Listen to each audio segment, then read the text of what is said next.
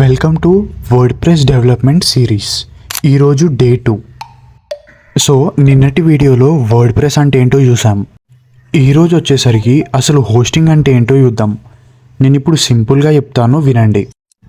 Hosting అంటే imagine చేయండి, మీ website ఒక హౌస్. వెబ్సైట్లో ఫైల్స్ కానీ, ఫొటోస్ కానీ, పేజెస్ కానీ అన్నీ ఉంటాయి. ఇప్పుడు ఒక హౌస్ని బిల్డ్ చేయాలంటే ఫస్ట్ మనకి అక్కడ ల్యాండ్ ఉండాలి. సో అదే హోస్టింగ్ మీకు సపరేట్గా స్పేస్ ఇస్తుంది ఈ ఇంటర్నెట్లో.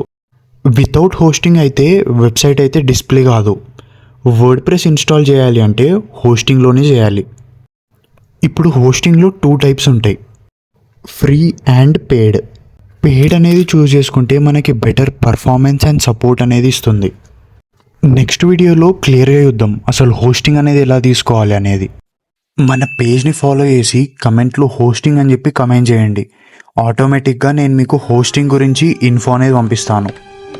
సరే, మరి నెక్స్ట్ వీడియో కోసం మన పేజ్ని ఫాలో చేయడం మాత్రం మర్చిపోకండి.